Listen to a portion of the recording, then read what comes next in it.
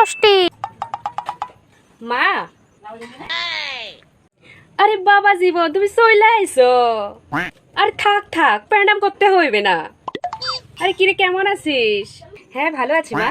আসো আসো, কখন দিকে তোমাদের অপেক্ষা করতাছি। চো বরণটা কইরা নেই।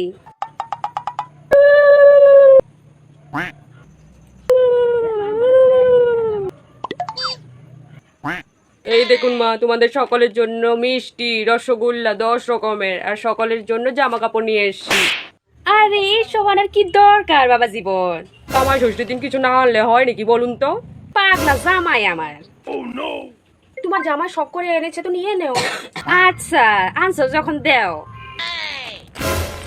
কত কিছু আনছে দেখি, এত কিছু আনার কি দরকার আছিল? জামাই ষষ্ঠীতে কিছু না আনলে কি ভালো লাগে নাকি? আর আমরা কি খালি হাতে আসবো? আসো ভিতরে আসো। হ্যাঁ চলুন, আয় ভিতরে আয়।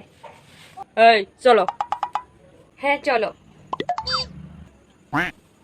5 বছর পরে জামাই ষষ্ঠী। এ শাশুড়ি মা, আমি এসে গেছি। আরে বাবা জীবন তুমি আইছো? তুমি মাইয়ারে রাইখা থিয়া আয়া পড়ছো যে, মাইয়ারে কি লিগা নিয়ে আসো নাই? হ্যাঁ আপনার মেয়ে অল্প পরে আসবে, কাজ টাজ আছে তো ওগুলা সব সেরে টেরে তারপরে দিয়ে আসবে। এই শাশুড়ি মা, ভালো মন্দ রান্না বান্না করেছো তো? রান্না আবার করুন না, রান্না তো পদে পদে বানায় রেখা দিছি, জানি যে জামাই আইবো। আজকে তো আমি পেটটা একদম খালি করে এসেছি, আজকে তো আমি পেট ভরে খাবো। বাবা জীবন কিছু আনো জানো নাই নাকি? মাছ টাছ তো কিছু আনতে পারতা। ও মাছ জানেন শাশুড়ি মা, আমি সকাল 5টাতে উঠে গিয়েছি মাছ আনতে। ও তাই নাকি? তারপরে দিয়ে গিয়ে দেখি মাছ সব শেষ হয়ে গেছে। আজকে জামাই ষষ্ঠী বলে সব মাছ আগেই শেষ হয়ে গেছে, কিচ্ছু পাইনি। জামাই ষষ্ঠীর দিন মাছ ফুরায় জায়গা তাই না? আরে শ্বশুর বাড়ি বলে কথা, কিন্তু মাছই পাইনি, মাছই আনতে পারিনি। আমার খুব খারাপ লাগছে, কি আর করব। আরে শাশুড়ি মা একদম চিন্তা করবে না, আমি আপনার জন্য এত বড় মাছ নিয়ে আসবো অন্যদিন।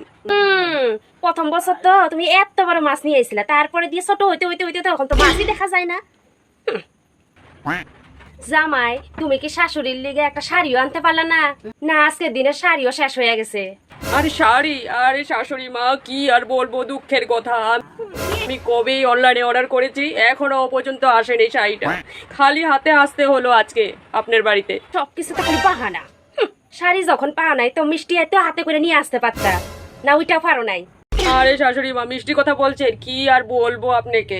মিষ্টি আনতে গিয়েছিলাম, এত বড় মিষ্টি দোকানের লাইন, কি বলবো। এতক্ষণ দাঁড়াতে দাঁড়াতে তারপরে দিয়ে আর বেশিক্ষণ দাঁড়ায়নি, না হলে তো আপনার ঘরে আসতেই পারতাম না, রাত্র হয়ে যেত। সবকিছু তো খালি বাহানা। আমার খুব খারাপ লাগছে, আপনার বাড়িতে খালি হাতে আসতে হলো আজকের দিনে। কপাল পুরা যায়, তার জন্য এই জামাই পাইছি, কিপটা জামাই।